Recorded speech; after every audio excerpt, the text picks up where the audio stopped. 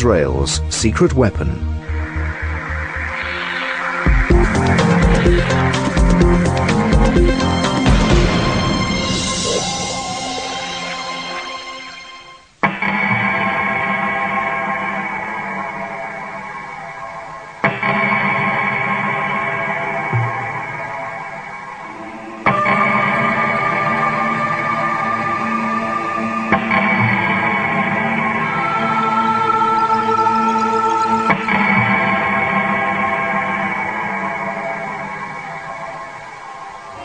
Let me stay in your arms, I'm addicted to your charms.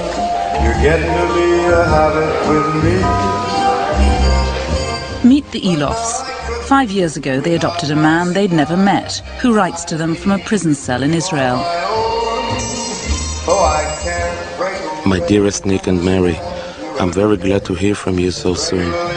About the next parole hearing, I don't know what will happen. We've passed a long time in a very bad, cruel condition. We will see what the US is going to do with Iraq, if they'll go to war. The man they adopted is Mordecai Vanunu, jailed as a traitor. He spent 11 years in solitary confinement. He was buried alive. He was shut up in a 6-by-9-foot cell. No windows, so he couldn't see outside. Even when he exercised, there was a canvas around him when he was out walking. He has spent more time in isolation in a prison in the Western world than any other human being. It was that bad. His condition was that bad. And that's what really moved us to adopt him. How can a country treat a human being that way? Vanunu moved to Israel as a child with his family from Morocco. He served in the Israeli army, studied philosophy, and found work at Dimona. This mysterious complex in the Negev desert employed thousands of people, all sworn to secrecy. For years, Israel called it a textile factory, never admitting its true purpose, making plutonium for bombs. Vanunu's dissent over government policies was noted. He was given a warning and decided to leave. But not without the evidence which would change history.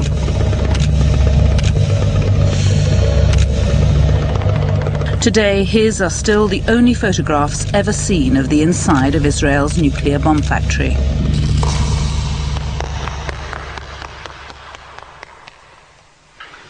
It's 16 years since Sunday Times journalist Peter Haunem heard rumours that an Israeli whistleblower was offering proof of what the world had long suspected.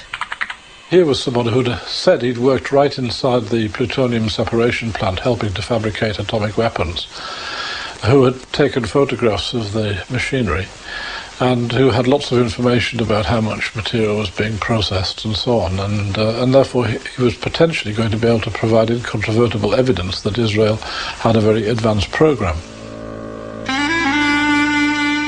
Haunem flew to meet Vanunu, who is now a Christian living in Australia. He was brought to England. He was hidden in a country hotel and smuggled into the paper's offices in the boot of a car while they checked his story. But Israeli intelligence agents, caught here on Wapping's security cameras, were onto him. They were waiting to strike.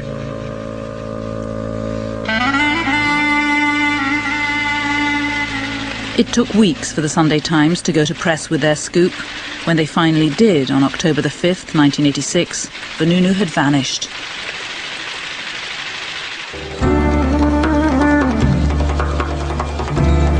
He'd met an American woman in Leicester Square who seemed to like him. He was vulnerable and afraid. When she suggested he'd be safer with her in Rome, he fell for it. It was a classic honey trap.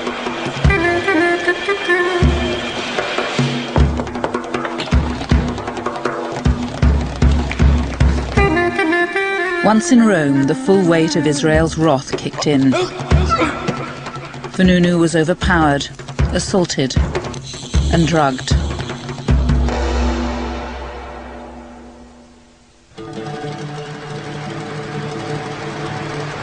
He'd been kidnapped and smuggled back to Israel by boat, unconscious.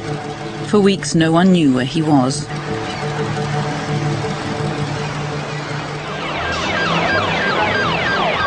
Eventually, the Israelis brought Vanunu to court for a secret trial. They now admitted they had him, but still no one knew how he'd got there.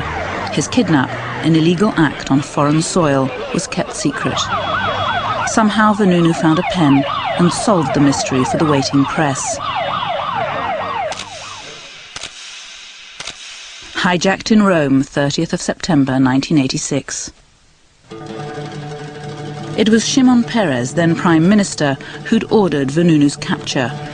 To this day, the kidnap remains an official state secret. Peres was the father of Israel's secret nuclear program, and for him, Vanunu was a spy. He was a traitor to his country. So what was your reaction? Very negative. What did you do? What I thought should be done. Which was what? To put him to trial. Kidnap him? My lady, I can't go into all the processes. I'm unwilling. I don't see any reason to do so. The fact is that he was brought to trial. Vanunu's trial was held in secret. He was found guilty of treason and espionage and sentenced to 18 years in jail.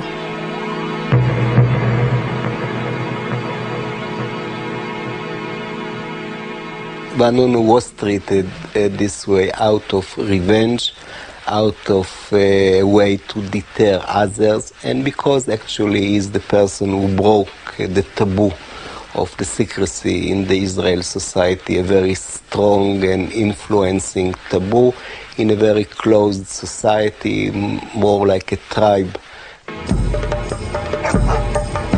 Mordechai Vanunu started his sentence on the 27th of March 1988. Few tears were shed.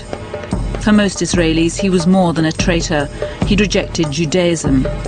His parents declared him dead, and the world forgot about Israel's nuclear whistleblower. But the truth was out. Vanunu told the world that Israel had developed between 100 and 200 atomic bombs and had gone on to develop neutron bombs and thermonuclear weapons, enough to destroy the entire Middle East, and nobody has done anything about it since. Today, proliferation experts report Israel has the world's sixth largest nuclear arsenal, with small tactical nuclear weapons, nuclear landmines, as well as medium-range nuclear missiles launchable from air, land or sea. It's thought plutonium is made in Dimona. Nuclear weapons are assembled at Yodafat and stored at Zechariah and El Abun. 3 nuclear submarines are based in Haifa, and Israel's biological and chemical warfare laboratories are at Nes Ziona. Israel never comments on such reports. But evidence continues to emerge. In 1992, an Israeli cargo plane crashed in Amsterdam, killing 43 people. The Israelis claimed it was carrying flowers and perfume. It took 6 years and a Dutch parliamentary inquiry before they admitted it was carrying DMMP, a key component for sarin nerve gas. The DMMP was bound for the Israeli Institute of Biological Research at Nes Ziona, one of Israel's most secret defense sites. It's subject to no international inspection, and reporting of its activities in Israel is prevented by strict military censorship.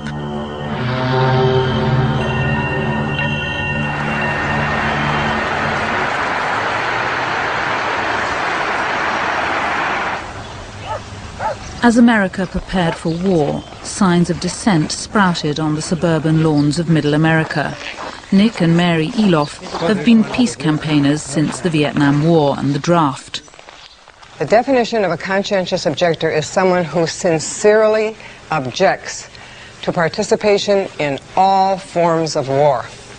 There are 2 words that are extremely important in that definition: sincere and all. Fear that the draft might return brought a new generation to the local church hall to hear how, if they're ever called up to fight, they can claim their right to refuse.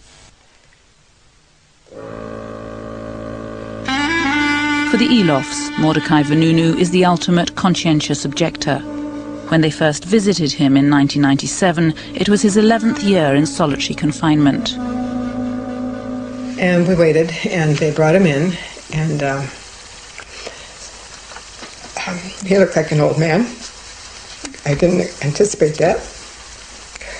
And he came up to us, and he put his fingers through the bars, through the cage, because it was a steel cage. And we were crying. We felt so awful to see him like this. Vanunu writes regularly. It's the only communication he's allowed with the outside world. But his letters take months to arrive, and they're always censored. Oh, and he says, don't feel so bad, we can bear another year. My, what courage. The early letters that we got were totally cut out. I mean, you could pick it up. This isn't even an example, because they were cut out more than that. More than this. They use a highlighter, and then they bring it to Mordecai, and he has to cut out the things that they've highlighted. And one time, he said they weren't paying attention, and so he just put the pieces in the envelope. We got them, because we said, we got the pieces, we got the cutouts. And they're really not even significant. I think it's control, total control.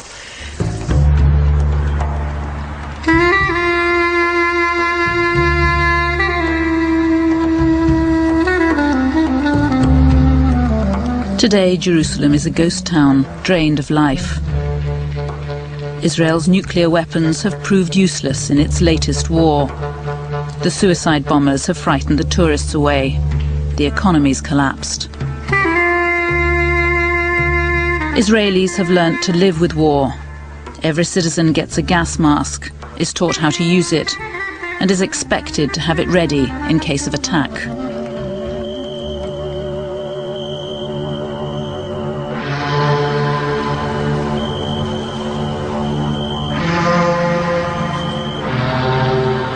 Nuclear weapons are seen as a justifiable deterrent by most Israelis who feel besieged by enemies. 40 years ago, Uzi Evan, then a young scientist at Dimona, was in at the start of Israel's bomb. We were a very small country. We were surrounded by much, much larger, more populous states on borders that are almost impossible to defend. And the Holocaust was very much in our memory at that time. And we all realized that we have to do something to prevent the same scenario from happening again. So we were a young crew, most of us were very young, very enthusiastic, working on something we believed is essential for our existence here. Like building the final insurance policy that we will not be attacked or terminated. It was the young Shimon Peres back in the 50s who negotiated a secret deal with the French to buy a nuclear weapons reactor like theirs. But while Dimona was going up, intelligence reports reached Washington that Israel was building an atom bomb. Despite claims that Dimona was for peaceful purposes only, Israel's leader Ben-Gurion was summoned to Washington. President Kennedy feared an arms race in the Middle East and demanded inspections. But when inspectors finally entered the plant in May 1961, they were tricked. They were shown a fake control room on the ground floor. They were unaware of the 6 floors below where the plutonium was made.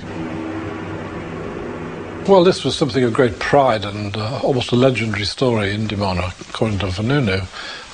When the Americans came, they were completely hoodwinked. All the entrances, including the lift shafts, were bricked up and plastered over, so it was impossible for anyone to find their way down to the lower floors. After Kennedy's assassination, the pressure on Israel was off. His successor, Lyndon Johnson, turned a blind eye. Then, in 1969, Israel's Golda Meir and Richard Nixon struck a deal renewed by every president to this day. Israel's nuclear program could continue as long as it was never made public. It's called nuclear ambiguity. The term nuclear ambiguity, in some ways it sounds very grand, but isn't it just a euphemism for deception? If somebody wants to kill you and you use a deception to save your life, it's not immoral. If we wouldn't have enemies, we wouldn't need deceptions. We wouldn't need the talent. Was this the justification also for concealing the flaws of the plutonium reprocessing areas from the Americans, the inspectors, when they came? You are having a dialogue with yourself, not with me. But that's been documented in a number of books. Ask you the question to yourself, not to me. But is it not true? I don't have to answer your questions even. I don't see any reason why. Ambiguity is a luxury unique to Israel. Today the country's an inspection-free zone, protected from scrutiny by America and her allies. This is the place where Vanunu identifies as the separation plant, built mostly underground. And this is the silver dome of the Dimonian nuclear reactor. Ronen Bergman is an Israeli journalist specializing in security and defense. This picture was taken by one of the best commercial satellites available, called Iconos. And Iconos is capable of taking pictures up to the resolution of 1 meter. However, due to the demand of Israel, the American Congress ruled a new amendment to the law that forbids American satellites to sell anything of Israeli sites that is better than 2 meters, meaning the Iconos is taking the imagery of Israel and then they change the imagery to the resolution of 2 meters. Worse, less clear. Much less clear and worse. Yeah. And that was a ruling in the United States, but specifically for Israel, not for other countries? Only to Israel. Last November, there were signs of a softening towards Vanunu. The authorities allowed pictures to be taken at his parole hearing. Parole itself has always been refused. Vanunu still has secrets, the prosecutor claims, that could harm Israel. It's an argument his lawyer will have to fight at the next hearing.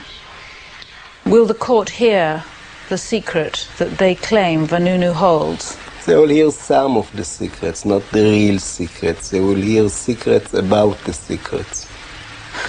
And you too, as his lawyer, will hear those? Part of it, less than the court. The court will hear the secrets about the secrets. I may hear the secrets about the secrets about the secrets.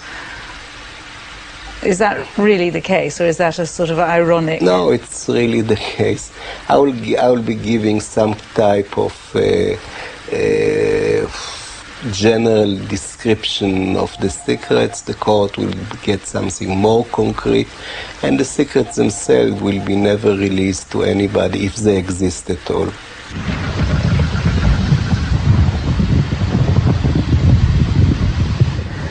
In January, Nick and Mary Eloff came to Israel. They hoped to visit Vanunu in prison, but they didn't yet have permission. Hi. How are you? Oh gosh, any news? Not yet. Not good news. Not yet. Raina Moss is one of a small group of Israelis campaigning for Vanunu's release. She'd been hassling the prison authorities for weeks to get Nick and Mary the necessary permissions. He says he never got a fax. What she says now is that they have approval from one authority, but she's waiting for approval from a second authority. Do they clearly understand that our time limitation that we're due to be leaving on Friday? Oh, absolutely. I made that absolutely clear to them. I said that you're leaving on Friday. I said that you've already been here for a couple of days. Well, I appreciate you making all these calls right now. Oh, it's nothing. I don't mind it. It's just, you know, I wish I'd had good news for you. 40-year-old reactors are usually shut down. But Dimona grinds on. Dimona's under the control of the Prime Minister, beyond the reach of Parliament or public scrutiny. And that worries the scientist who once worked there so optimistically. As the reactor gets older and the tendency to have accidents becomes more probable, you should have an outside watchdog. And the secrecy more or less created in an exterritorial area in Israel where standard procedures of safety, monitoring, is not implemented. So worker safety, environmental questions, industrial safety procedures, all are not covered, and there are thousands of people working there.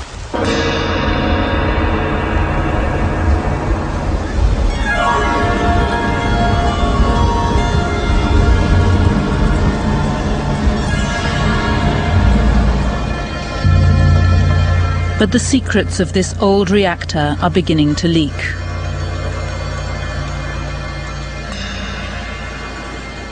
Evidence has seeped out of accidents, lies and deceit. In 1996, the press heard rumours of a radioactive hotspot in the desert. The Environment Minister took them to watch him test the site with a Geiger counter. They weren't allowed to bring their own, one journalist told me. The minister proclaimed the site clean. The readings for radioactivity his instruments showed were below normal. But journalists weren't happy. מה שאנחנו מוטרדים זה מנושא הקבורה של הפסולת גבוהה. אתה יכול להגיד לנו איפה למשל קבורה הפסולת כזו?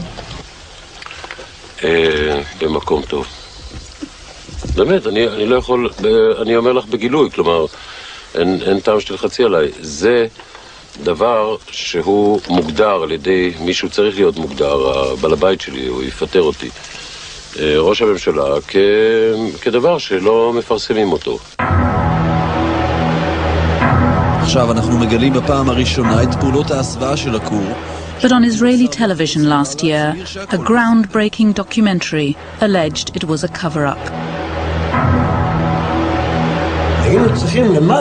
Aryeh Spieler, a Holocaust survivor and a loyal Dimona worker for 27 years, described how he'd been told to prepare the site for the minister's visit by removing contaminated waste from a deep crater. He said he'd replaced it with fresh soil and planted trees to cover the hole, as though it had never happened. Then he said they brought the minister and the press to prove that everything was okay. 5 Dimona workers appeared on the programme. They'd given their lives for Dimona, they said, and now they felt betrayed. They broke no secrets, only the code of silence. They said they'd worked with uranium. There were fires, spills, explosions of toxic gas. Now that they were sick, they said, the plant didn't want to know. The management was denying they'd worked with radioactive materials, and because they were bound to secrecy, they couldn't fight for their rights.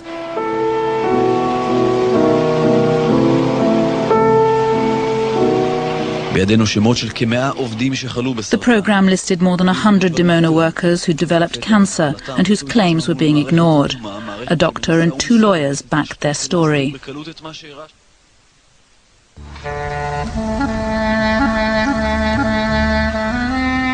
It was the first time Dimona workers had spoken out. I want to talk to Aryeh Spieler. He's suffering from cancer, and in the last few years he's seen a number of his friends and colleagues who worked there with him die of the disease. He's been fighting for compensation for their families, for their widows, and I know he'd really like to talk to us about this. He's told me he wishes he could, but he's also told me he's been warned off. He's been told not to talk. But I'm going to go and see him and see if he'll change his mind.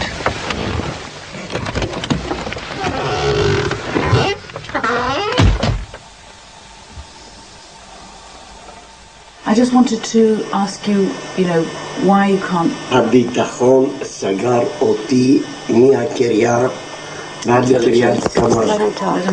סגרו אותי לגמרי ואמרו, אין. מילה אחת, אז מה אני אעשה? מה אני אעשה? אז אמרו לי, יש לך סוף של בלון. נו, מה תגיד על זה? הוא כבר יושב כמה? 15 שנה. רוצה שאני יושב במלאק. אני נורא רוצה. עשיתי סיבוב על כולם. וכולם אמרו לו. כל החבר'ה שראיתי בטוח שילכו איתי לפחות קבוצה, אף אחד. ביי. It was time to try the others, the doctors, the relatives, the lawyers. Hello? Hello. I just wanted to ask you whether there would be any possibility of doing an interview with you about the cancer victims and about their case. I'm really reluctant to be interviewed publicly on the media over this story overseas. It's just not appropriate. But why is it so sensitive? Come on now. Any discussion of nuclear issues is sensitive. I talked with my family. I don't want to participate on this. I don't think it's the right thing to do. Nobody is prepared to talk about it.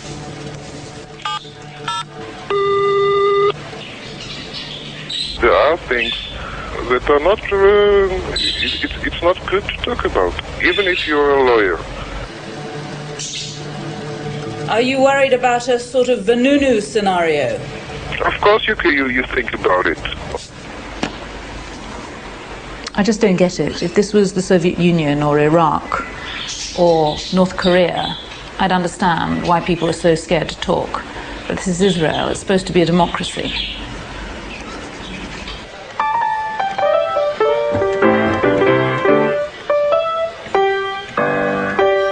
In Israel today, an invisible power enforces the code of silence through fear. It comes from one man whose own identity was itself a secret until 2 years ago. Yehiel Horev.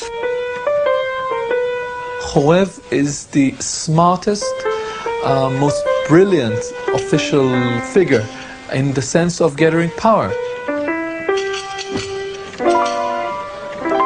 He took some kind of very small office and made him the 4th intelligence agency in Israel, with no law, with no real scrutiny and monitoring by the Israeli parliament. And in this sense, he's I think, a grave danger to Israeli democracy. For 16 years, Horev has been the faceless guardian of Israel's secrets. His picture had never been published before this program. It's Horev from his office at the Ministry of Defense who is blocking Vanunu's early release.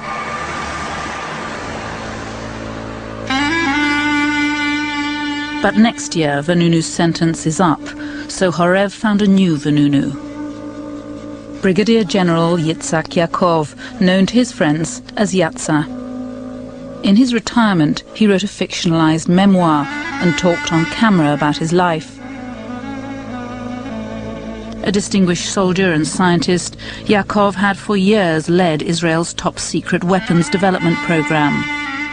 So eminent was he was a candidate for the prestigious Israel Prize. But when he told his life story to a journalist, he broke the rules. The journalist was Ronan Bergman. He showed his article, as all Israelis must, to the censor. It went straight to Horev, who sent in the heavies. They were deadly serious. My phones were bugged. I was followed by Israeli Secret Service. Yatza was followed by Israeli Secret Service. And the whole system was surrounding us and following us and stalking us. Yaakov went from hero to zero. He was arrested secretly and charged with treason. He spent 2 years fighting Horev. 2 years of jail, heart disease, bankruptcy, and house arrest ended in public disgrace. He was spared prison, but the court found him guilty of betraying Israel's secrets. Horev was afraid that veterans of the Israeli army, the Israeli intelligence, the Israeli nuclear effort would try to maintain their footprint in the history of Israel and tell their story, and he wanted to frighten them, and in this sense he was successful. Do you think that there is too much secrecy, the power of somebody like Horev to destroy the life of an individual like this Brigadier General Yaakov, for example? The man's life was destroyed and he'd been a very loyal Israeli all his life. It happens, unfortunately, in life, of false accusations, and some innocent people are paying a high cost. I cannot see how can it be avoidable. Israel's parliament had never debated Dimona or nuclear weapons until one MP 3 years ago forced them onto the agenda for the first time. Issam Mahul, an Israeli Arab, broke the taboo to the outrage of his colleagues.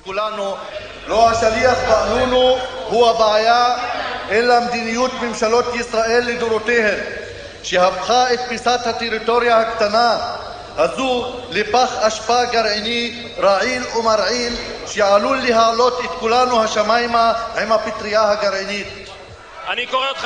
These words, uttered in the heart of Israel's democracy, was seen by his fellow MPs as a sacrilege. כל העולם יודע כי ישראל היא מחסן אדיר של נשק אטומי, ביולוגי וכימי, המשמש כעוגן למרוץ החימוש הגרעיני במזרח התיכון.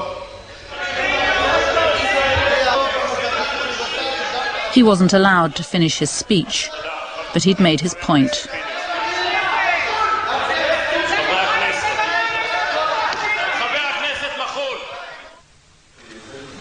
But in his constituency during the recent election campaign, it was a different story. Here, his audience are, like him, Israeli Arabs. بدهم يفتشوا عن أسلحة دمار شامل وأسلحة نووية. أنا بقول لهم وين في أسلحة نووية وأسلحة دمار شامل إذا بدهم. أنا بقول لهم وين موجودة. في ديمونا موجودة، في خليج حيفا، في جبل علبون، في منطقة سخنين، يدفاتا. بدهم أسلحة نووية؟ بدهم أسلحة دمار شامل؟ يجوا يفتشوا، يبعثوا مفتشين، أنا باخذهم من إيدهم. In the countdown to war, there was a cry going up of a double standard. The world had to check Iraq's nuclear installations, but not Israel's. How can you compare it? Iraq is a dictatorship. Saddam Hussein is a killer. He killed 100,000 Kurds with gas bombs. How can you compare it at all? Just because he calls himself a state, it's not a state, it's a mafia. He's not a leader, he's a killer. You cannot say it about us. But even in Israel, some do. The current Prime Minister, Ariel Sharon, directed the invasion of Lebanon in 1982. Thousands of innocent civilians were killed. The worst excesses were in the refugee camps of Sabra and Shatila, for which an Israeli inquiry held Sharon personally responsible. In Belgium, there are plans to prosecute these alleged war crimes.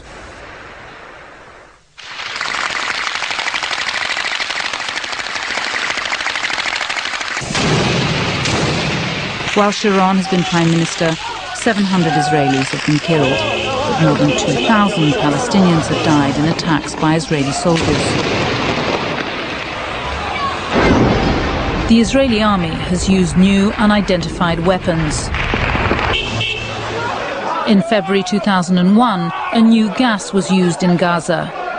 180 patients were admitted to hospitals with severe convulsions.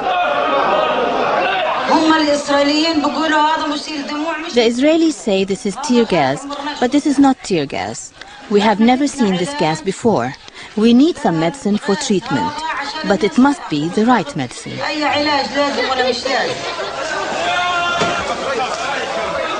We ask what kind of gas, but nobody verify for us the type of gas to give the antidote at that moment. Also, we don't know how to check, how to examine, how to send this. We are in occupied area. We are surrounded. It's impossible to send these samples to international lab to test. Israel is outside chemical and biological weapons treaties and still refuses to say what the new gas was.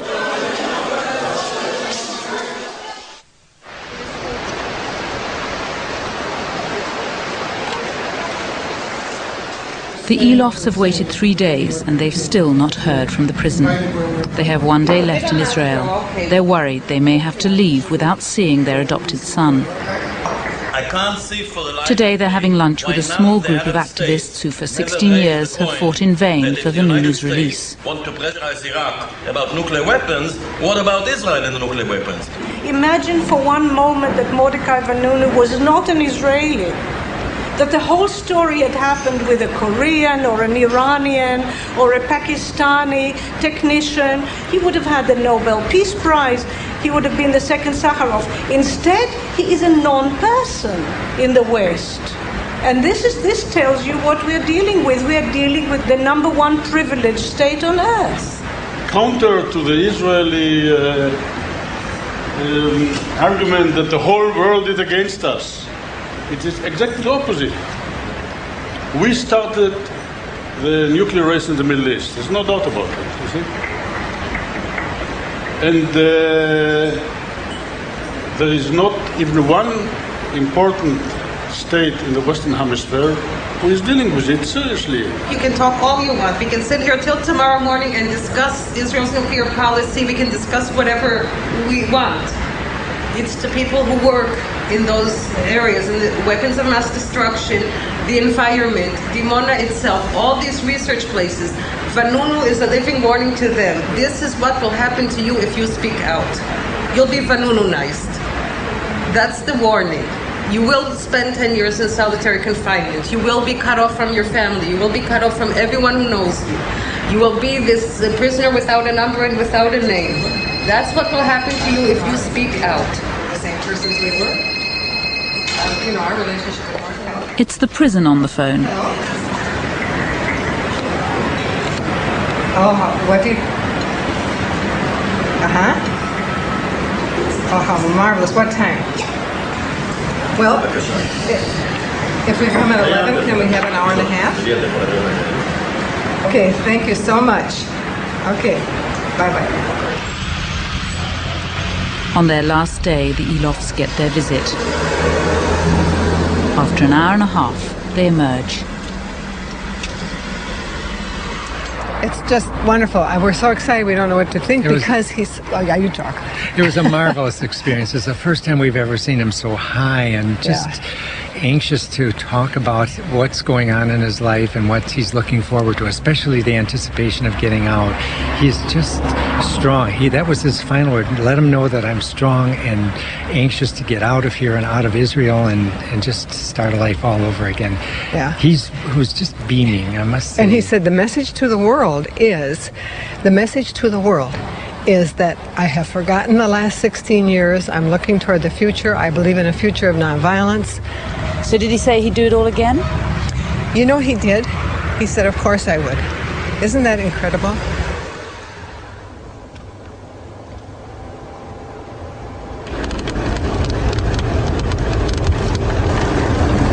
The Elofs have gone and Vanunu is again up for parole. But as usual, everything, even the location of the parole hearing, is secret. Apart from me and Peter Hounham, who's come from London, there are no other journalists here. Mordechai Vanunu is in there. Mordechai Vanunu is in there. Mordechai Vanunu in there. Is that where the case is being held? He is the most sensitive prisoner that this country's got, and whenever he comes here, they block off the windows of his van if they can, or they... In the early days, they used to put a crash helmet over him so people couldn't see him. And at one point, they even had an electronic device that emitted a screeching signal so people couldn't hear him speak. And yet, you and I are the only journalists here, the most sensitive prisoner Israel's got, and there's not a single member of the press here apart from you. Why do you keep coming? I keep coming because he's in there because he spoke to me and we published his story in the Sunday Times in 1986, and I feel a sense of responsibility that we should be helping him get out. After 3 hours, the hearing ended. As usual, Vanunu left behind darkened windows. In court, Horev's prosecutor had cited the war with Iraq as a new reason for blocking parole. The prosecutor, of course, went back to the old argument that Vanunu is a threat to the security in Kyiv, and said that if Vanunu will be released, probably the Americans will leave Iraq and go after Israel and Israel nuclear weapons, which I found extremely ridiculous.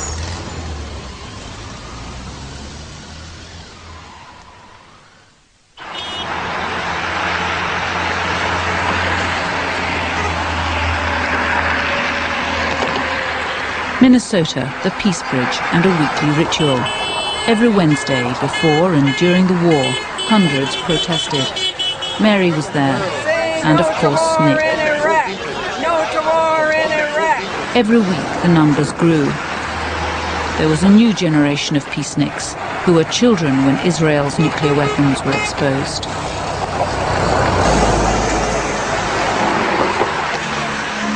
Have any of you guys heard of Mordechai Vanunu? No. You don't know who he is? No. And if I tell you that he's somebody who exposed Israel's weapons of mass destruction, which nobody knew about until then, what would you say? Why is our media, that's supposed to be free and open, not telling us? And why is our government not letting us know this information if we're living in the home of the free? I think if our administration was consistent or had any integrity, then he'd be held up as a hero. We're going to work with the members of the Security Council in the days ahead to make it clear to Saddam that the demands of the world and the United Nations will be enforced. In Washington, which gives Israel more than $3 billion a year, the talk in the weeks leading up to war was only of Iraq. We tried to get an interview about Israel's weapons of mass destruction, but no one in this Bush administration would talk about Israel. So we asked for an interview about the military balance of power in the Middle East, to which they agreed. This morning, we've finally been told that we're going to have an interviewee. He's an expert in all matters Israeli, he's an Undersecretary of Defense, and his name is Douglas Feith.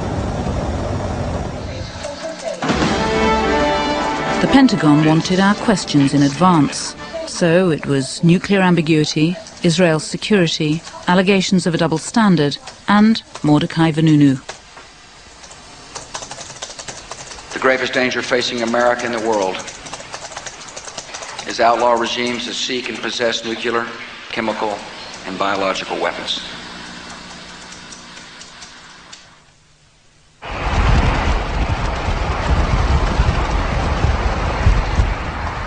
Yet again, the shutters have come down on this story. Our interview with Undersecretary for Defense Douglas Feith was scheduled for 4 o'clock, somewhere in this vast complex of the Pentagon behind me. Yet at the last minute, we've heard the interviews cancelled. Questions about Israel, it appears, are strictly off limits. We'd received this email from the Pentagon. Ladies, we showed Mr. Feith the list of topics for the BBC interview. He is not willing to answer any of the questions you listed.